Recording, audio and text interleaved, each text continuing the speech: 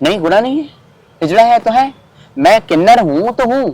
Sex वो क्यों कर रहा है? कभी किसी ने पूछा हमसे कि भी हमारे समुदाय से कभी पूछा कि आपके समुदाय के लोग सेक्स क्यों करते हैं? वो एक रोटी के लिए। कौन लोग हैं जो कस्टमर बन के आते होंगे और जो कुछ भी ये अच्छा, सब आप अब जो कस्टमर होते होंगे हाँ। वो तो कोई अलग समुदाय से तो ये तो अननेचुरल है ना, मतलब बेसिकली क्या उनको रोज कस्टमर मिल जाते हैं? कुछ और क्यों नहीं करते आप? कुछ ऐसे किन्नर हैं जो मनुवादी टाइप के लोग। अच्छा, किन्नरों में भी मनुवाद है? हाँ, मनुवादी टाइप। कोई हरिजन का बच्चा है हम्म। और कोई सोंकर है, और या कोई जैसे धैकार वगैरह होते हाँ, हैं, कोई दलित है, कोई दलित है, बिछुड़े आदिवासी है, हाँ। आदिवासी हम नहीं करते तो उनको लोटा, थाली, बर्तन ये सब अलग कर देते हैं, उनके खाने पीने की चीज। तो हम चाहे, ये कलयुग है, कभी ना कभी लगता है कि किन्नरों का एक बार देश प्रदेश पर राज हो जाएगा। कैसे होगा? आज हमारे साथ सलमा किन्नर जी हैं। किन्नर समाज की एक शानदार सामाजिक कार्यकर्ता हैं और जो सबसे अच्छी बात है वो बनारस के नगर निगम की आप स्वच्छता अभियान की ब्रांड एम्बेसडर भी हैं। और सलमा जी, बहुत बहुत स्वागत है आपका। सबसे पहला सवाल यही है, राजनीति पर या हिस्सेदारी पर या समाज पर जाने से पहले क्या हुआ था? 8वीं के बाद घर से क्यों निकलना पड़ा? एक्चुअली कि जो हमारे घर के लोग होते थे ना, वो हमेशा हमें ये शब्द से बोलते थे कि तुम छक्का हो, तुम छक्का हो। तो मुझे ये शब्द समझ में भी कभी नहीं आता था कि ये छक्का होता क्या है। तो घर से बाहर स्कूल में तो लोग मेरे नाम से ही बुलाते थे कि सलमान सलमान करके बुलाते थे। और जब हम घर में आते थे, बास पड़ोस मोहल्ले में आते थे, तो छक्का छक्का कहते थे। तो हमने सोचा कि मेरा दो नाम है। तो फिर ऐसे करते करते एक किन्नर समाज की एक गोल आई हमारे घर के सामने। वो लोग बधाई बजा रहे थे। तो एक हमारे यहाँ के मोहल्ले में उनका नाम हयात करके उनका नाम था। उन्होंने कहा कि ये तुम्हारे जाति के लोग हैं और ये तुम्हारी जमात के लोग हैं। तो हमने जब जमात और जाति तो समझ नहीं पाए कि हमको क्या पता। तो फिर ये चाचा की लड़की ने बोला कि मुझे छक्का शब्द से बोला कि चलो तुम छक्का घर पे चलो, मैं बुला रहे हैं। तो फिर वो जो सामने वाली किन्नर थी, तो उन्होंने गाली से उसको बोला कि तुम क्यों ऐसा बोली, क्या है ऐसा कह रही हो। तो उन्होंने मुझे बुलाया, उन किन्नरों ने मुझे बुला के बोला कि बेटा तुम पढ़ो लिखो, तुम ये सब मत करो, तुम अच्छा काम करो। तो एक तो एक्चुअली मेरा शुरू से मेरा हाव भाव था कि चुन्नियाँ रखना, लड़कियों जैसा रहना। तो उन्होंने कहा बेटा ये सब मत करो, तुम अच्छा खासा पढ़ो लिखो अपने घर के अंदर। उन्होंने समझाया, तो फिर वहाँ चले आए। तो फिर मेरे वहाँ से दिमाग में चला कि छक्का छक्का क्या होता है। तो फिर वहीं से मेरा लड़कियों तरह चाल ढाल करना, काम करना, सब कुछ करना। फिर जब मैं 8वीं क्लास में थी तो इस स्कूल में भी वही भावनाएं चालू हो गई कि छक्का है, ऐसा है, वैसा। टीचर्स ने भी कहा। तो फिर वहाँ से भी हम घर आ गए। तो फिर मेरे पेरेंट्स मीटिंग में मेरे पिताजी को और मेरी जो दूसरी माँ थी उनको भी बताया कि ये ऐसा ऐसा करते हैं, बच्चे बिगड़ जाएंगे, वैसा इनका नाम हम काट देते हैं। तो मुझे मदरसे से बाहर निकाल दिया कि जो मुस्लिम समाज में जो किन्नरों को वो दर्जा नहीं दिया जाता है, मतलब कि जैसा हिंदू समाज में है। अच्छा। तो निकाल दिया। फिर घर पे आने लगे तो फिर इन्होंने मुझे कहा कि तुम जाकर कहीं काम करो, काम सीखो, कहीं काम करो। तो फिर मैं काम वगैरह करने लगी, कुछ ऐसे साड़ी के डाई वगैरह पे जाने लगी। तो वहाँ के बाद से बोला कि फिर मेरे को एसिड से बहुत तकलीफ होने लगी, मुझे खांसी वगैरह आने लगी, चेस्ट में इन्फेक्शन हो गया। उसके बाद मैं नहीं जाने लगी। तो फिर उसने बोला कि तुम क्या ही कर पाओगे, तुम ऐसे हो, तुम हिजड़े हो, छक्के हो करके। तो मेरे पिताजी ने बोला कि तुम घर से बाहर चले जाओ। तो घर से बाहर निकले ना, तो कभी इधर खाने को, कभी इधर खाने को, पेट तो भरता ही नहीं था। भूखे 2-3 दिन तक भूखे रहते रहते। तो हमने एक अपना एक माइंड बना लिया कि हमको मरना है। मरेंगे कैसे, इधर मारेंगे तो सारे लोग देख लेंगे, माहौल देख लेगा, ऐसे वगैरह। तो हमें घाट किनारे गई, तो पानी भी देख के मुझे डर लग रहा था कि पानी में कूदेंगे तो कैसा हाल होगा, ये डर भी लग रहा था। मैं वहीं बैठी थी। तो कुछ समय के बाद मेरी बचपन की जो फ्रेंड, स्कूल सर्कल की फ्रेंड थी, वो सोनू, वो भी ट्रांसजेंडर थी। तो उसने कहा कि तुम यहाँ क्यों बैठी हो सलमा। तो हम लोग में एक्चुअली फीमेल वाला नाम था, तो उसको सोनू, वो मुझे सलमा बोलती थी कि यहाँ क्यों बैठी है, कहाँ कहाँ जाना है, तुम पागल। तो मैं रोने लगी उसको लपट के कि यार मैं बहुत बुरी तरीके से मैं इससे गुजर, मैं क्या करूँ। तो पहले तो अपने घर लेके गई मुझे। घर ले जाने के बाद उसने मुझे खाना वगैरह खिलाया, मुझसे पूछा ऐसा ऐसा क्या हुआ। तो उसने एक ही शब्द बोला, दूसरी माँ किसी की नहीं होती है, सौतेली माँ किसी की नहीं होती है, क्या तुम करोगे। तो उसने बोला कि ऐसा करो तुम, या तो तुम्हें हम कहीं काम के लिए लगा दें। और मुझे थोड़ा बहुत खाना वगैरह बनाने आता था, ज़्यादा नहीं आता था। तो उसने मुझे नीरज भैया के काम पे लगा दिया। तो मैं वहीं काम करने लगी। तो वहीं नीरज भैया ने मुझे खाना बनाना थोड़ा सिखाया। उनके साथ रहने, वो मुझे 1500 रुपये महीने देते थे, मगर 24 घंटा हम उनके ही पास रहते थे। 24 घंटा उनके पास खाना पीना, रहना, कपड़ा था सब। फिर 14 के बाद वो बाहर जाने लगे, मतलब कि यहाँ से वो दुबई जाने लगे। तो उन्होंने बोला कि सलमा मेरे पास अब कोई रास्ता नहीं है, या तुम कहीं और काम देख लो, और ये तुम्हारे इतने पैसे हैं, 60 से 70 हज़ार रुपये तुम्हारे हैं, ये तुम ले लो, और मैं पैसा बढ़ा के दे, ले लो तुम, ये पैसे रख लो। तो उन्होंने मुझे पैसा दिया, और कुछ समय फिर मैं बाहर कहीं के खाना बनाने के लिए काम ढूंढने लगी। तो किसी ने बीच कुछ फ्रेंड्स वगैरह भी मिले जिनका नाम अभी वो हैं हमारे साथ। तो उन्होंने वो रास्ते चलते चलते वो मिली, बोले कि तुम तो बहुत सुंदर लग रही हो, कहाँ जा रही हो? मैं ऐसे ही भाव चलना था। तो वो लोग मिले मुझे, तो उन लोगों ने कहा कि क्या करती हैं, कैसे क्या रहती है। तो उन्होंने भी मुझे अपने यहाँ खाना बनाने के लिए रखा, तो उनका खाना पीना बनाना। तो आप बधाई देने नहीं जाती? मैं लास्ट में मैं इसके बाद जब वो लोगों का कॉलेज छूट गया, जब यहाँ से बीच यूनिवर्सिटी से उनका ग्रेजुएशन पूरा हो गया, तो वो भी चले गए। तो फिर हमने लास्ट में मैं किन्नर समुदाय में जाऊँ, और किन्नर समुदाय में जाने के बाद गाली गलौज और पैर दबाना, मतलब गुरु ऊपर बैठ रहे हैं, वो नीचे सबको बैठा के रखते हैं, ऐसा नहीं करो वैसा नहीं करो, बहुत पाबंदियाँ, बहुत वहाँ पे बहुत हिंसा। तो उसको देखकर थोड़ा सा हमें बहुत ख़राब लगता था। कह रहे एक तो ट्रांसजेंडर होने के किन्नर हो भी जाओ, और होने के बाद उनके समुदाय में जाओ, वो गुरु का भी सुनो, हिंसा सुनो। वो थोड़ी थोड़ी बात पे किसी से गलती हो गई तो किसी से इतना पैसा जुर्माना लेना, किसी से इतना जुर्माना लेना, किसी से इतना जुर्माना, तो वैसी थी स्थिति बनी थी। तो फिर हमने सोचा कि फिर वहाँ से भी हमने 2-4 दिन में वहाँ से छोड़ दिया। फिर मैंने अपना मन बना लिया, तो हमें हिंसा पर, हमें ट्रांसजेंडर हिंसा पर काम करना है, अब हमें ट्रांसजेंडर के लिए कुछ ना कुछ करना है। क्या उम्र थी? वक्त तो लगभग मेरी हुए हो गया 2015 में हुए, मान के चली हुई 16, 17, 18 साल उम्र हो गई। तो आपने डिसाइड कर लिया कि अब समाज का काम करेंगे, किसी ग्रुप में नहीं रहेंगे? हाँ, नहीं रहेंगे। तो फिर हम उन लोगों के पास पहले सबके साथ जाके पहले उठना बैठना सीखा। जो सेक्स वर्कर थे उनके साथ बातचीत करना, जैसे कि कोई जैसे ट्रेनों में मांगते थे, फिर उनके साथ बात करना, इनके साथ कैसी चीज़ें रहती, भावनाएं रहती, ये कैसे रहते हैं। तो सब पहले ढलना सीखा लोगों के साथ, कैसे लोग रहते हैं, समझा, उनकी भाषाओं को समझा, जो फारसी भाषा होती है उनकी भाषाओं को समझा। अच्छा, वो अलग लैंग्वेज बोलते हैं? हाँ, क्या अलग लैंग्वेज थी, तो उनकी लैंग्वेज भी सीखनी पड़ी मुझे। तो जब उनकी लैंग्वेज हमने सीख ली, तो सीखने के बाद तो फिर हमने कहा कि अब हमें काम करने की ज़रूरत है।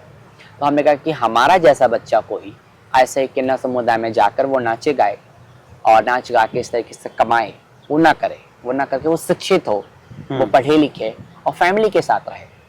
तो हम एक उमाकांत फाउंडेशन, तो मैं उसमें पीयर बनी।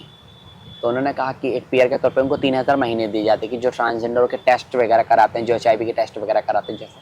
तो मैं वो काम करने लगी। वो काम करते मीटिंग्स करना, चीज़ें करना, तो अनुभव मिला कि संस्थाएं कैसे बनती हैं, संगठन कैसे बनते हैं। फिर हमने एक संगठन स्थापित किए।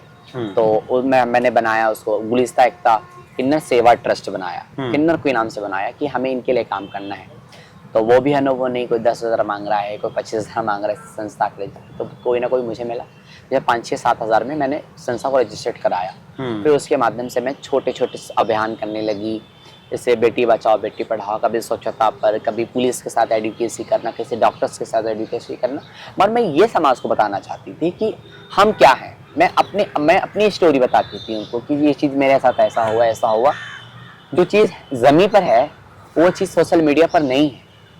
हम बहुत दर्द से भरे लोग हैं, हम बहुत प्रॉब्लम्स में रहते हैं, हम बहुत डिप्रेशंस में रहते हैं। तो आप लोग तो बड़े दबंग लोग होते हैं।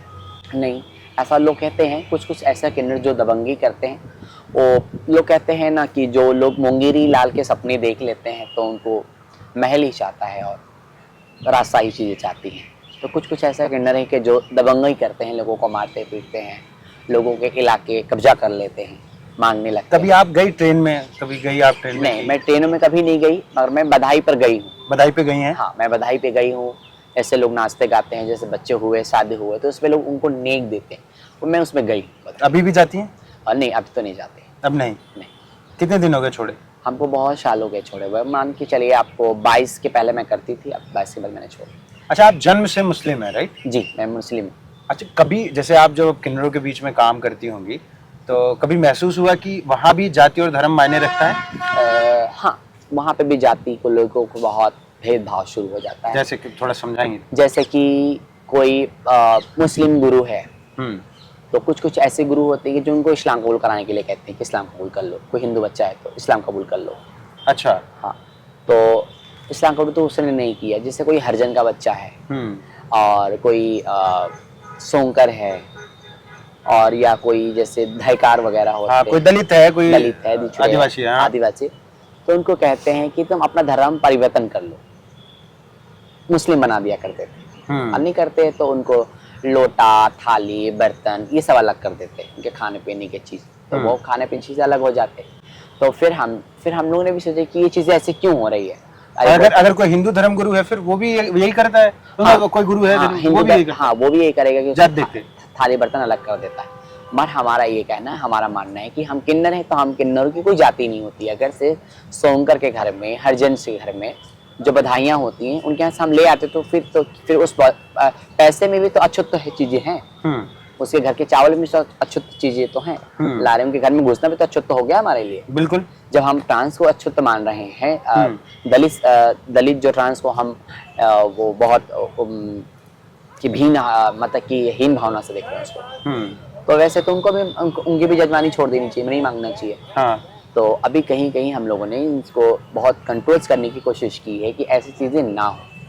जब से कानून में जब धर्म परिवर्तन चीज़ें एक आध दो बार केसेस आए उत्तर प्रदेश में, तो इसमें पुलिस ने पूरी जांचें वगैरह शुरू की, तो कुछ लोगों ने इस चीज़ पर रुकावट हो गई, नहीं हो पाई, रुक गए। हमारा कहना है कि कुछ ऐसे गुरु बहुत अच्छे लोग हैं कि जो दलित समाज का बड़ा रिस्पेक्ट करते हैं। कुछ ऐसे किन्नर बहुत अच्छे हैं कि जो लोग नहीं कहते नहीं बेटा तुम अपनी देवी को मानो, अपनी पूजा पाठ करो, तुम अपने नमाज भी पढ़ो, सब करो।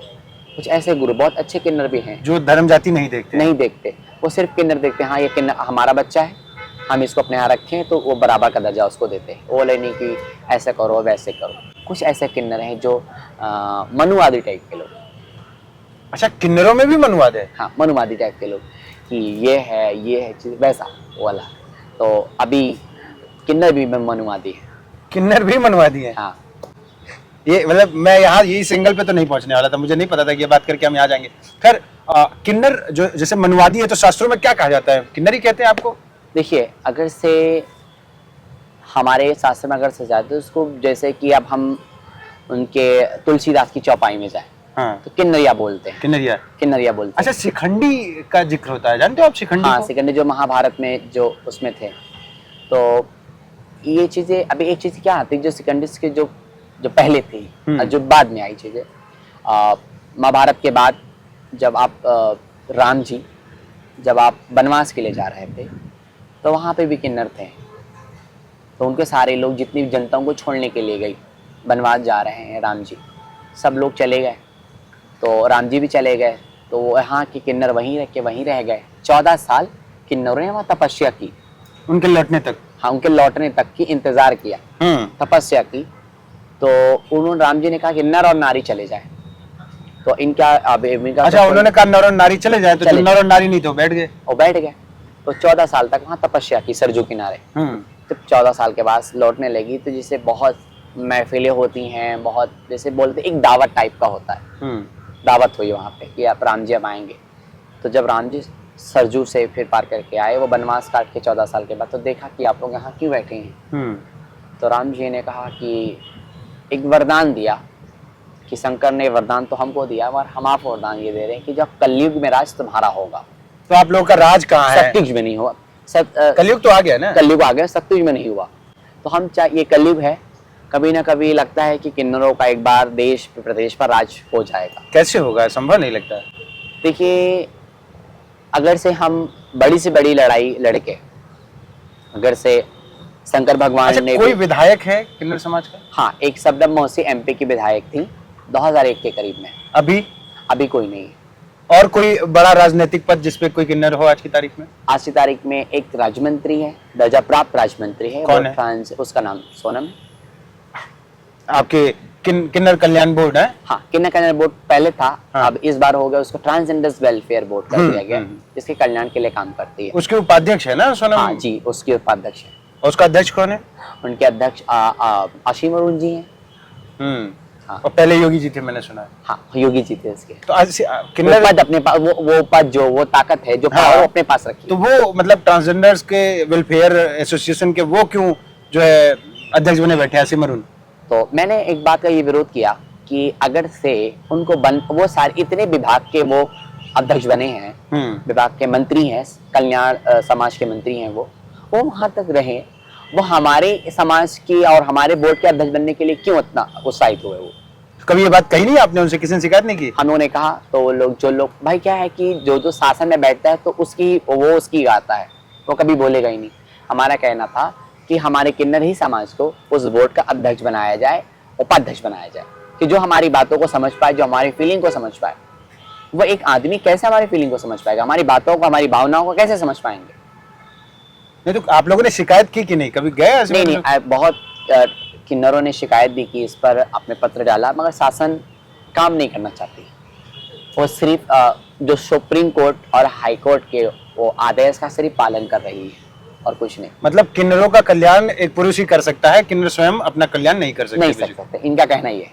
इनका कहना ये है, आपको भी यही लगता है? आपको भी यही लगता है? आपको भी यही लगता है, मान चुके हैं आप लोग? हाँ, हम भी ये मान चुके हैं कि इन लोगों को ये लगता है। अच्छा, उत्तर प्रदेश में किसी राजनीतिक पद पर आपका कोई व्यक्ति और सोनम किन्नर जी के सिवा? क्योंकि वो मनोनीत पद है, कोई इलेक्टोरल पॉलिटिक्स से निकला ऐसा कोई पद आपके पास हो? कितनी आबादी है आपकी पूरे उत्तर प्रदेश में? उत्तर प्रदेश में कम से कम हम लोगों की 7 लाख आबादी है। सरकारी डेटा क्या कहता है? सरकारी डेटा 1.5 लाख कहता है। और पूरे देश में? पूरे देश में कम से कम, पर अगर से पूरे ट्रांसजेंडर्स को ले, जो बच्चे छुपे छुपे 9 करोड़ हमारी जनसंख्या है। सरकार क्या कहती है? सरकार की आंकड़े कम है, सरकार जनगणना कराई, जब सरकार ने जनगणना हमारी कभी कराई नहीं तो इनको 1.5 लाख का आंकड़ा कैसे पता चला? अच्छा, अभी होने जा रही है, चलिए पीछे नहीं हुई, सरकार कहीं से डेटा लाई होगी। हाँ। अभी तो होने जा रही है जातिवार जनगणना। हाँ, तो आपकी गिनती कैसे होगी? आप में भी जातियों के हिसाब से गिनती चाह रहे हैं आप लोग? नहीं, हमें जातियों के हिसाब से गिनती नहीं चाहिए, हमें किन्नर के हिसाब से गिनती चाहिए कि इनकी आईडी में कितने, जो उन्होंने अपनी आईडी बना रखी है वो अपनी मेल और फीमेल के नाम से बना रखी थी, तो हमें चाहिए ट्रांस के नाम से आईडी बना के, तब हम उसी जनगणना कर पाएंगे। जो अभी है ट्रांस के नाम से आईडी आपकी? हाँ, अब एक जैसे सरकार ने एक पोर्टल जारी किया है जिसपे एक टीजी कार्ड बनना है, तो वो टीजी कार्ड बनाएंगे, वो टीजी कार्ड के हिसाब से वो जनगणना करेंगे इतनी कितनी लोग, पॉपुलेशन कितनी है। तो पहले तो ये भावनाएं ये अफवाहें फैल गई कि भाई ये कार्ड बनवाओगे तो आपको बधाई ही नहीं मिलेगी, ये नहीं बधाई सरकार बंद कर देगी, ऐसा कर देगी, तो उसके डर से लोग नहीं बनाते थे। मगर हम ये कहना चाहते हैं कि आप लोग अगर से आईडी बनाएंगे, कार्ड बनाएंगे, तो आपकी जनगणना होगी, आपकी संख्या, आपकी भागीदारी होगी संख्या के हिसाब से। तो आपकी संख्या कितनी है? कहाँ 1-2 विधानसभा की पूरी सीट आप नहीं जीतोगे, कैसे जीतोगे?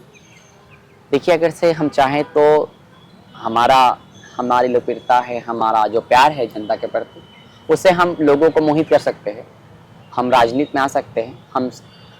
हम 400 सीट की बात नहीं करते, हम 10 सीट 5 सीट जीत के आ सकते हैं कि जो हम अपनी बात सदन में रख सकते हैं। हम सत्ता पक्ष को और विपक्षी पक्ष को बता सकते हैं कि हम हैं, लड़ाई आप हमारी नहीं लड़ रहे हो, हमारे सदन में हम अपनी आवाज खुद उठा रहे हैं। अच्छा, अभी आप लोग किस कैटेगरी में हो? ओबीसी में, राइट? ओबीसी में रखे गए हो, मतलब आप एससी से ऊपर वाली कैटेगरी में? हाँ जी, मतलब जिसमें यादव वगैरह लोग, थोड़े दबंग टाइप के जो लोग आते हैं, जातियों वाले हैं। आप लोग दबंग हो? नहीं, ऐसा तो नहीं कह सकते कि हम लोग दबंग हैं। ऐसा कहा जाता है ना, ओबीसी की ज्यादातर जातियों को लोग कहते हैं कि लठैत। कुछ लोग ऐसे हैं, मगर सब ऐसे नहीं, हम सबको नहीं कह सकते। हाँ, हम कुछ लोगों को कह सकते हैं, कुछ लोग कह रहे हैं जिन्होंने जैसा किया है वैसा पाया है। अगर से उसने अपने क्षेत्र में दबंगई की है तो उनके नाम खराब हुए होंगे, उनके ग्राफ नीचे गिर गए होंगे, कभी ग्राफ बढ़े नहीं होंगे। तो अभी उत्तर प्रदेश में ही चलता है कि अगर से तुम दबंग हो तो तुम्हारी इज्जत ज़्यादा होगी, तुम्हारे लोग पहुँच हुएंगे, और तुम नॉर्मल हो फिर तुमको एक किनारे कचड़े की डिब्बे तरह तुमको ढकेल देंगे, जाओ। अच्छा, आपको कैटेगरी तो मान लो दे दी थोड़ी बहुत, मैं ऐसे ही कह रहा हूँ, ऐसा इफेक्ट नहीं है, पर ऐसा कहा जाता है तो मैंने कह दिया कि थोड़ा दबंग कैटेगरी आपको दे दी गई। पर सवाल ये है कि फिर आप लोगों को ही गाली दी जाती है, मतलब एक जैसे कॉमन है कि जैसे कोई नेता खराब काम कर रहा हो। मैंने बहुत बयान सुने हैं कि लोग कहते हैं कि देखो ये हिजड़ा है, एक होता है ना, ये हिजड़ों वाली हरकत है, आपने सुना होगा। देखिए, ये तो बहुत कॉमन स्लैंग है, या कहते हैं देखो ये छक्का है, एक गाली के तौर पे इस्तेमाल होता है। ये सुनते हो तो कैसा लगता है आप लोगों को? देखिए, सनाती में जो शब्द है किन्नर, ये सम्मानित शब्द है, और हिजड़ा कह देना, छक्का कह देना, मतलब कि मीठा कह देना, ये हिंसक शब्द है। ये हमें कमिटमेंट्स की तरह चुपते हैं, ये कमिटमेंट्स में कर रहे हैं, मतलब ये गाली है? गाली है, ये गाली है। तो ऑफिशियली आपको किन शब्दों में बुलाया जाए? मान लीजिए ऑफिशियली शब्द में या तो आप अंग्रेजी में ट्रांसजेंडर्स बोले अंग्रेजी में, अंग्रेजी में, और या तो आप हिंदी में किन्नर बोले। हाँ। और बाकी जो लोग ये पूरे दिन बोल रहे हैं, जैसे मैंने कई नेताओं के बयान सुने हैं, वो कह देते हैं कि फला नेता मतलब ये हिजड़ वाली हरकत कर रहे हैं, नहीं अच्छा, सुनते। मैं उन नेताओं से कहना चाहती हूँ जिन जातियों से लोगों को आप कमिटमेंट कर रहे हो, उनको ख्याल होना चाहिए कि उस जाति का व्यक्ति इस देश में रहता है जिसको कह रहे हो। बिल्कुल मतलब रहता है। एक अच्छे खासे पुरुष को आप हिजड़ा बोल रहे हो, तो कहीं ना कहीं आपकी मानसिकता में गड़बड़ी है, कहीं ना कहीं आप समाज का दुरुपयोग कर रहे हो।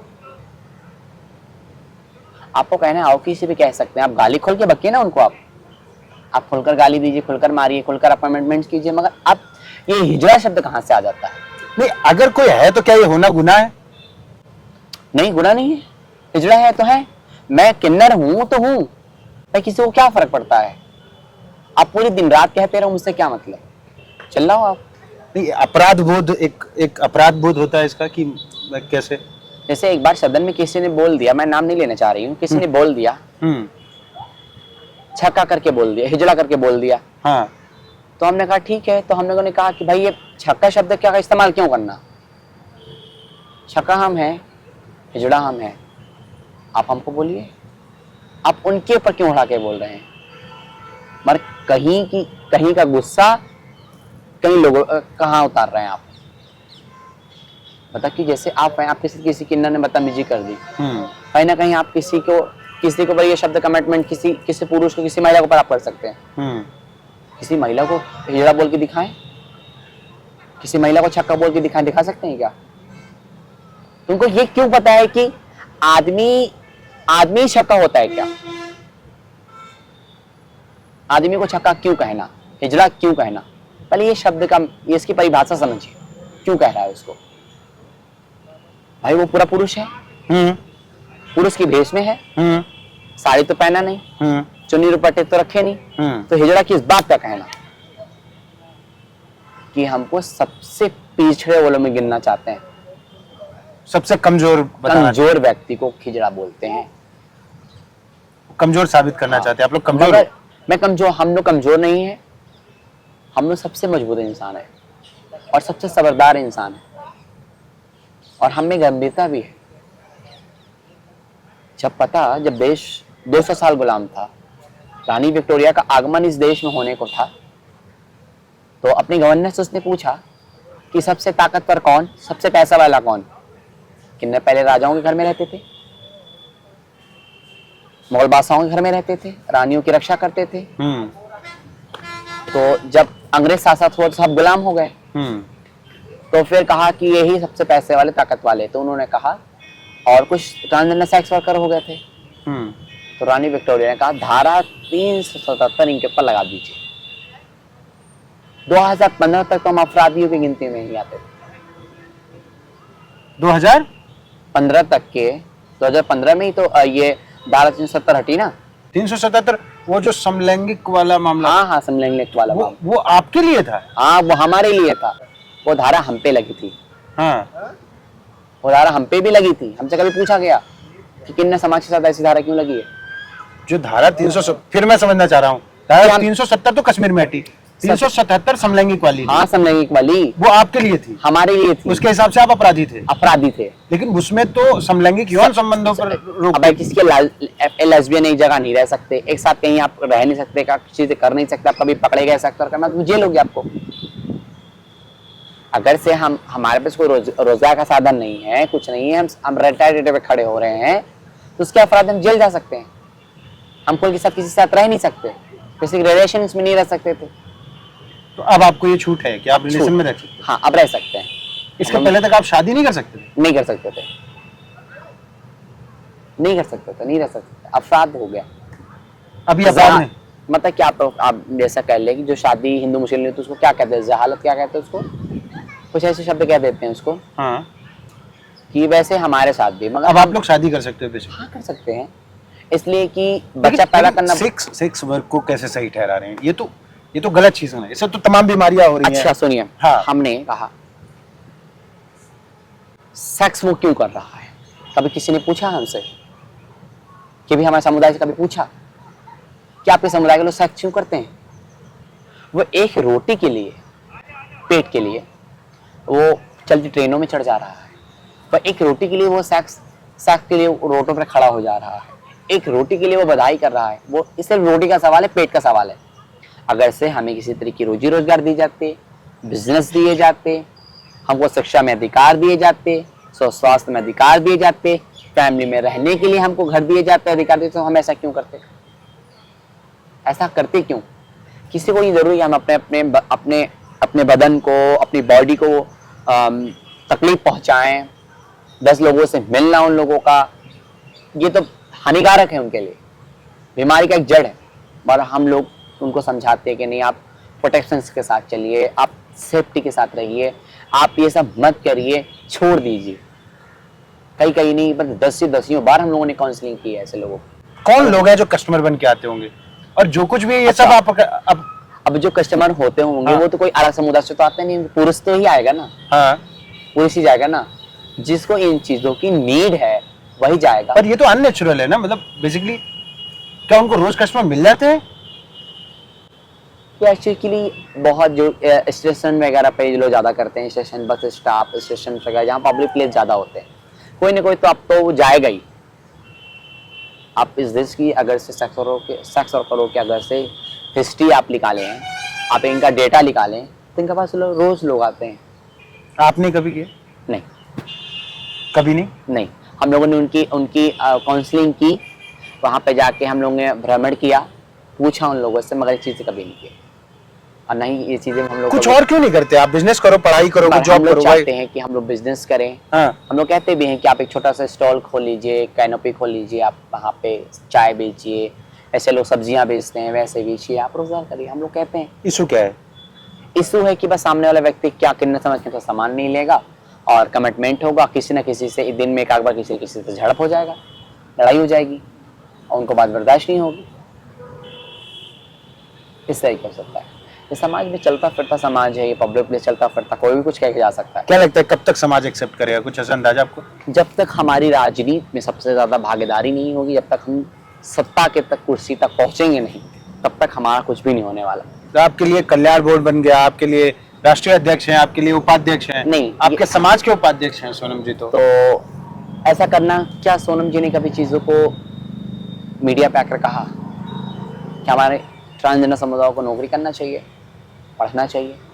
अभी कहा आप एक बाइट निकाल के दे दीजिए मुझे, एक उनकी चिट्ठी दे दीजिए आप मुझे, उन्होंने कितना काम किया किसके लिए? 3 साल, 3-4 साल पुरानी साथी हैं, 3 साल बोर्ड बने हो गए। देखिए हमारे एक पर्सनल जो हमारे किन्नर वाला जो हमें उनका बात व्यवहार मेरा अलग है। यहाँ पे कल्याण की बात आ रही है, यहाँ पे अधिकार की बात आ रही है, यहाँ पे समुदाय के हक की बात आ रही है, वहां पे हम चुप कैसे बैठ सकते हैं? अच्छा, आपको सबसे खराब चीज क्या लगती है? मतलब समाज में घूमती हैं, किन्नरों के लिए सबसे गंदा परसेप्शन आपको क्या लगता है? एक ऐसी चीज जिसे हटा दिया जाए तो आपका जीवन थोड़ा आसान हो जाए। सबसे बड़े कि हमें जो हम दोस्त नहीं बना सकते किसी नॉर्मल इंसान को। अगर से हम स्कूल में पढ़ने चाहते हैं तो हमें क्लासमेट नहीं समझता वो बंदा सामने वाला, चाहे हम कितने भी टैलेंटेड हो। ये चीज बदलनी चाहिए। मतलब आप सामान्य इंसानों के साथ उठ बैठ भी नहीं सकते? नहीं बैठ सकते ज्यादा। अभी किसी बैठ के जाके भाई थोड़ा से उठ के 2 मिनट के बाद उधर जाके बैठ जाएगा, दूर पे बैठ जाएगा।